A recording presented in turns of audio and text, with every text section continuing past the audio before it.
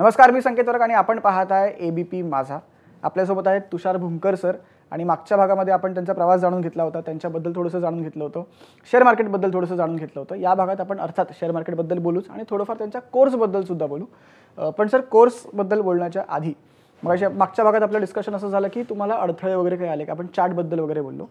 पण आणखी अडथळे सुद्धा असतात, ते म्हणजे मॉनिटरी, पैसा लागतो ट्रेडिंग करायला. तसे काही तुम्हाला अडथळे वाटले का? आणि सुरुवातीच्या काळात लॉस झाला असेल, सायकोलॉजिकली तुम्ही कसं ते मॅनेज केलं सगळं? सायकोलॉजिकली खूप अवघड गेल्या गोष्टी मला मॅनेज करायला. आणि पैसा तर शेवटी धंदा म्हणलं तर त्याच्यासाठी लागतोच.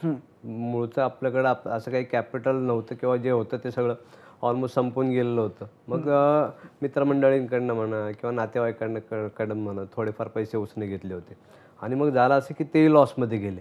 ठीक आहे, तर मग ते जसे जमतील तसे प्रत्येकाचे ते फेडले आणि त्याच्यातून खूप वाईट अनुभव आले. बरेचसे त्याच्यातून अपमानास्पद गोष्टी घडल्या आणि मग त्यानंतर मी डिसाईड केलं की अरे बाबा, ज्या मार्केटने आपलं लॉस केलेला आहे, एक दिवस आपण ह्याच्यामध्ये मास्टर बनून दाखवायचं.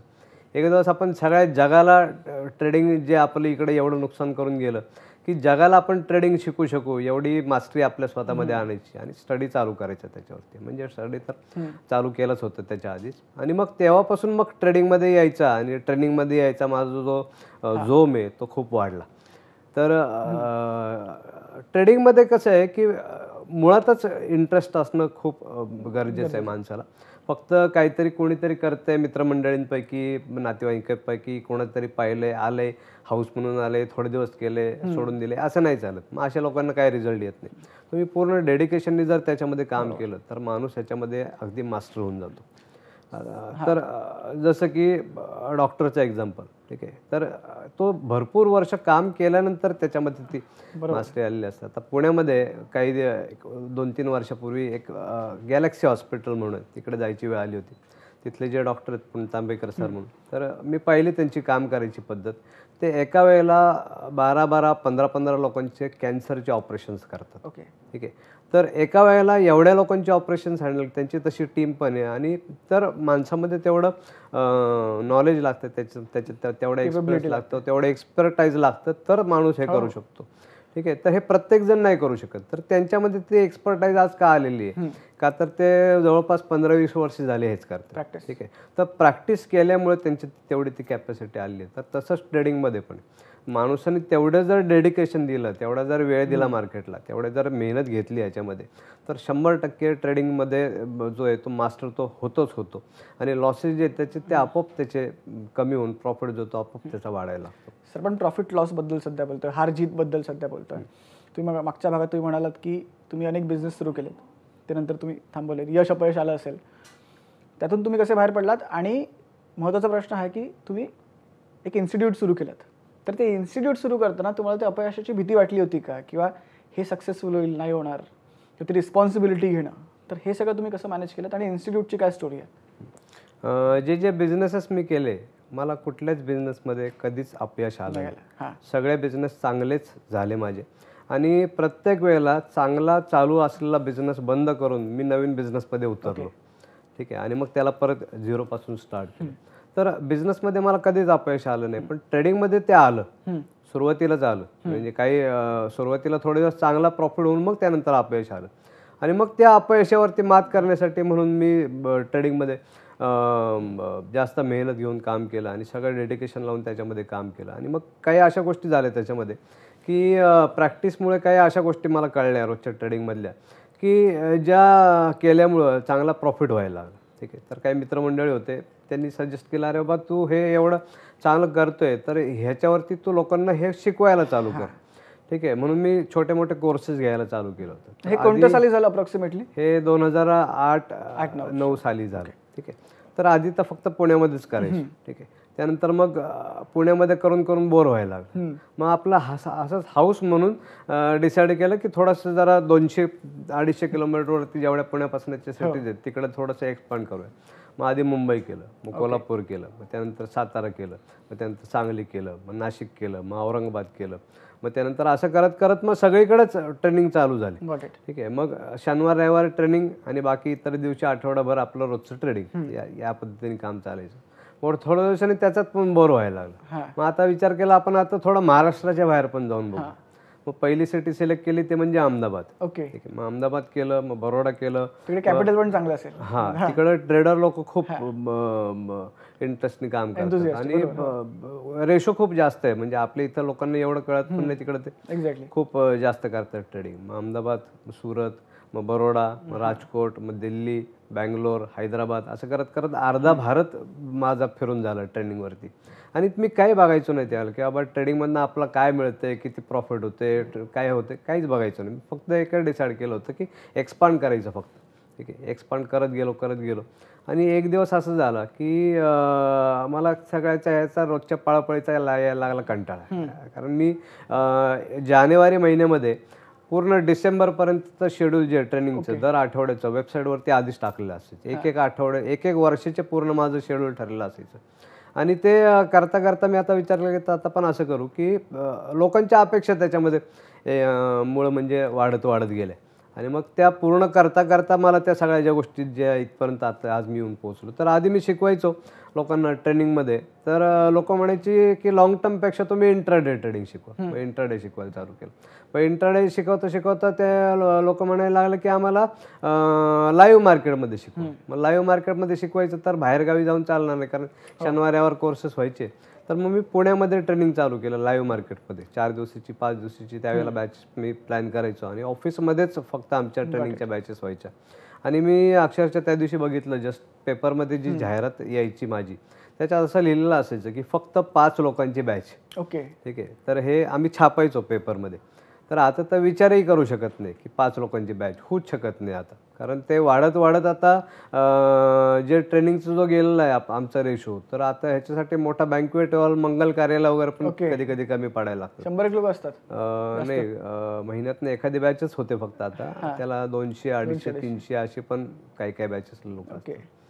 ठीक आहे, कारण मी जे शिकवतो त्या पद्धतीने दुसरं कोणी शिकवतही नाही आणि शिकवूही शकत नाही. कारण माझा स्वतःचा ह्याच्यात जवळपास 17 सब्जेक्ट ह्याच्यात माझे असे आहेत की ज्याच्यावरती माझा कॉपीराईट आहे.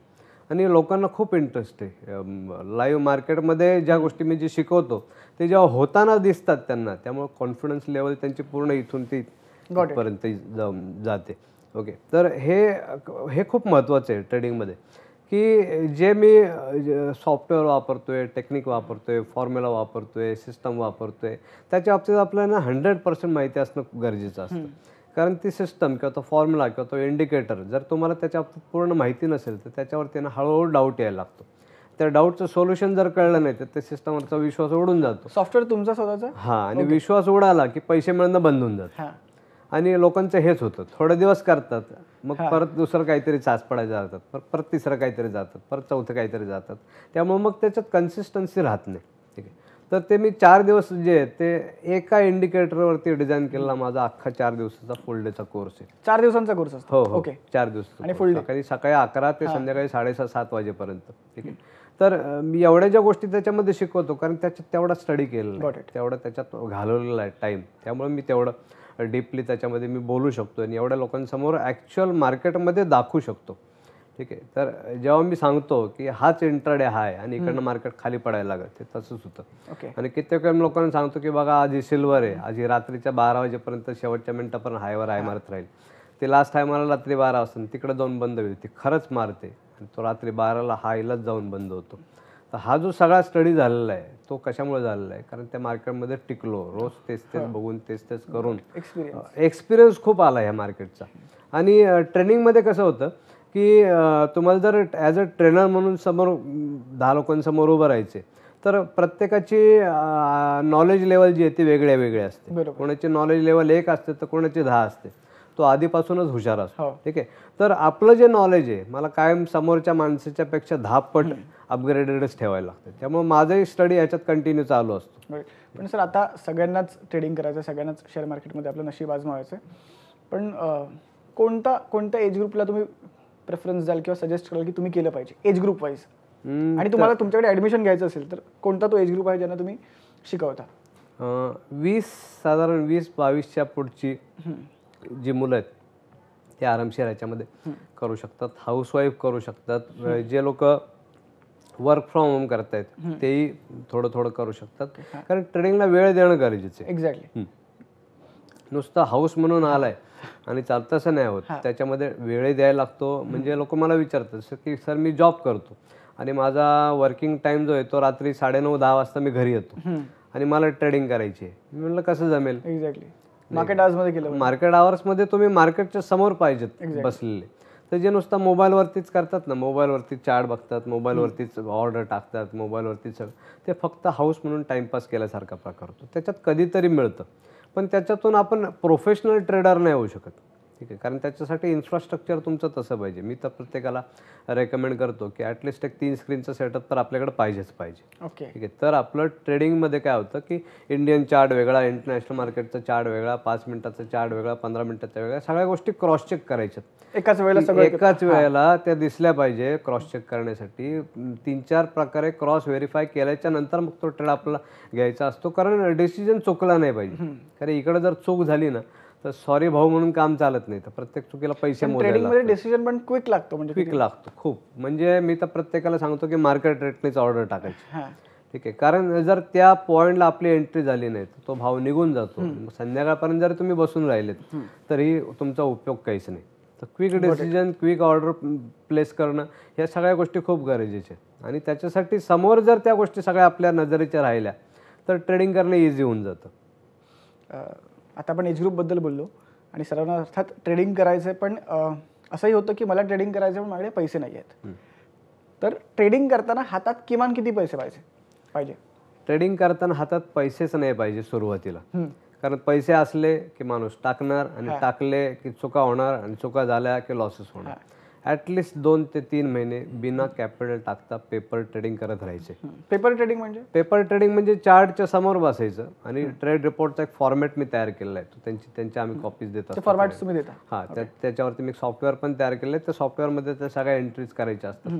तर कुठल्या कमोडिटीमध्ये किती तारखेला किती वाजता काय प्राईज असताना बायचा सिग्नल आला होता, त्यानंतर कुठल्या कुठल्या गोष्टी त्याच्यामध्ये बाय दाखवत्या की ट्रिपल क्रॉस होता, त्यानंतर एन पॅटर्न होता, त्यानंतर OTC होता, ITC होता, BTC होता, हे सगळ्या माझ्या ट्रेनिंगमधल्या कन्सेप्ट. ठीक आहे, तर ते त्याच्यामध्ये टिक करायचं असतं प्रत्येक गोष्टीला. त्याचं सगळं टिक करत करत करत जवळपास 10-12 गोष्टी त्याच्यामध्ये. खाली जर आलो आपण आणि जर तो आपल्याला दिसत असेल की सगळ्या क्रायटेरियामध्ये बसतोय तरच तो ट्रेड आपला करायचा. अच्छा. आणि हे सगळ्या गोष्टी चेक करण्यासाठी हार्डली टाइम जातो 3 सेकंदाचा. ओके. हां, त्या 3 सेकंद तिथं जर आपण एंट्री केली तर आपल्या बाईंगच्या 5 पैसे खाली जात नाही भाव.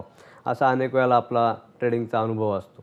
ठीक आहे, आणि जिथून आपण बाय करतो तिकडनं मार्केट वरती जातं आणि न्यू हाय किंवा न्यू लो ऑलमोस्ट 80-90% केसेसमध्ये तर लागतो. आणि प्रत्येक वेळेला जिकडे ट्रेड जनरेट होईल तिकडनं तो मिनिमम जे प्रायमरी टार्गेट आहे डिसाईड केलं तर तिथपर्यंत तो जातोच. ठीक आहे, तर एवढ्या सगळ्या गोष्टी ज्या आहेत ह्या कशासाठी चेक करायच्या? कारण नोकरी सोडून उतरायचं आहे लोकांना.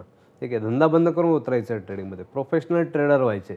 तर तेवढी ॲक्युरसी तर ट्रेडिंगमध्ये असायलाच लागते. आणि हे सगळं जरी असलं तरी मी सांगतो की प्रत्येकाने एक्सपेक्ट करून चाला की जर 10 ट्रेड केले तर त्याच्यातले 8 प्रॉफिट देतील, 2 मध्ये स्टॉप लॉस होईल. एक्झॅक्टली. ठीक आहे, पण बाकीचे 8 जे प्लसमध्ये राहतील आपला ओव्हरऑल दिवस प्रॉफिटमध्ये निघेल. ठीक आहे, तो ओव्हरऑल रिझल्ट प्लसमध्ये येणं खूप इम्पॉर्टंट असतं. मग आपली कॉन्फिडन्स लेवल पण मेंटेन राहते.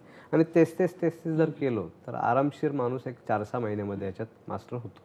सर तुम्ही स्टॉप लॉस म्हणालात, आमच्या प्रेक्षकांना जर तुम्ही स्टॉप लॉस म्हणजे काय सांगितलं ते बरोबर? स्टॉप लॉस म्हणजे काय, तर एक प्राईसची लेवल जिथपर्यंत आपण बाय केल्यानंतर मार्केट जर खालती गेलं तर त्या ट्रेडला आपण क्लोज करून टाकतो. म्हणजे त्याच्यापेक्षा खालती गेल्यानंतर आपल्याला ओव्हर लॉस नाही होणार. ठीक आहे, तर तो ट्रेडिंगमध्ये खूप महत्त्वाचा. आपण आपली लिमिट सेट करून ठेवायची. आपण आपली लिमिट सेट करून ठेवायची. बाबा मी 100 रुपये लावलेले आहेत, त्याच्यातले ते 98 वरती आला तर मी त्याच्यातून बाहेर पडून जाणार, एक्झिट करून टाकतो. म्हणजे ते कसं असतं ते गेममध्ये की आय एम पॅक. ओके, तर पॅक आपण पॅक व्हायचं, लॉस किंवा मिनिमम लॉस होतो त्याच्यात. आणि लॉसला कंट्रोल करणं आहे ना, हे ट्रेडिंगमध्ये सगळ्यात महत्त्वाचं आणि मेन इम्पॉर्टंट स्किल आहे. ठीक आहे, तर लोक त्याच्यावरतीच फोकस करत नाही. ठीक आहे, लोक फक्त प्रॉफिटच्या मागे पडतात. एक्झॅक्टली. तर प्रॉफिट ह्याच्यात आपोआप होणार आहे. प्रॉफिटवरती फोकस नका करू. तर कुणीही येडागाबाळा आला आहे आणि ट्रेडिंग चालू केलं आहे तर थोडंफार तो प्रॉफिट तर कधी ना कधी काढतोच. ठीक आहे, पण तो लॉस कंट्रोल करू शकत नाही, तो लॉसेसला मॅनेज करू शकत नाही. त्याच्यामुळे त्याचं नुकसान जे आहे ते जास्त होऊन जातं. आणि म्हणून तो ट्रेडर तो व्यक्ती म्हणतो की शेअर मार्केटमध्ये जुगार आहे. तर लॉसला जर आपण कंट्रोल करू शकलो तर बाकीच्या गोष्टी तर इझी आहे. इझी म्हणजे खूप इझी आहेत. तुमचा सर कधी असा मेजर लॉस झालाय का, म्हणजे लॉस झाला किंवा कधी कर्जबाजारी झालात का, किंवा कधी कर्ज काढून ट्रेडिंग केलंय का, म्हणजे कधी असा काही एक्सपिरियन्स आला? हो, भरपूर वेळा लॉस झालेला आहे आणि बरीच ट्रेडिंग सुरुवातीची जी केली ही कर्ज काढूनच केली होती. काही बँकांचे कर्ज काढले होते, काही क्रेडिट काढून पैसे काढले वाटली होते. का पण? भीती नाही वाटली का, म्हणजे कसं आहे तो की फिअर फॅक्टर असतोच म्हणजे फिअर फॅक्टर असतो. तर एकदा त्याच्यात काय म्हणतात ना की खड्ड्यात पडलोय ना, तर आपण त्याच्यातून वरती यायसाठी प्रयत्न करत जातो आणि अजून खोल खड्डा खणत जातो. तर ते तसंच काही प्रकार सुरुवातीला झाले होते माझ्या बाबतीत पण, की पर्यायच नाही आहे. आता लॉस तर एवढा झालेला आहे आणि लोक यायची आणि म्हणायचे आमचे हे पैसे घ्या, तुम्ही आम्हाला याच्यातनं प्रॉफिट काढून द्या आणि आम्हाला महिन्याला एवढे पर्सेंट द्या वगैरे. नको नको म्हणलं तरी यायचे. ठीक आहे. आणि त्याच्यामुळे आता समोरचा व्यक्ती आलाच आहे आणि आपला पण गरज आहे, ते घेऊन टाकू, बघू कसं कसं कसं करायचे रिटर्न ते. अशा गोष्टी होत गेल्या आणि मग त्याच्यातून लॉसेस खूप वाढत गेले. मग ते हे डिसाईड करणं पण त्यावेळेला अवजड जायचं की अरे आपण हे करायचं आहे का नाही करायचं काम याच्यामध्ये. कारण आपण तर ऑलरेडी लॉसमध्ये. ठीक आहे. पण हे जर घेतलं नाही तर मागचे लॉसेस कसे काय भरून काढणार.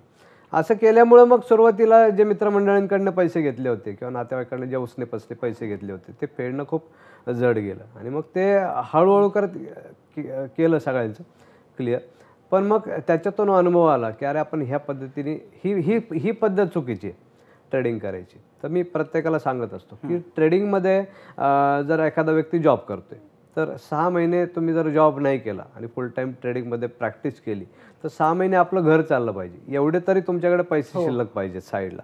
कॅपिटल पण आहे. जेवढी तुमची सॅलरी आहे तेवढे महिन्याला ट्रेडिंगमधनं प्रॉफिट यायसाठी एक सर्टन पर्सेंट रेशो तुमचा डिसाईड करा की दिवसाला मला एवढे मिळायला पाहिजे.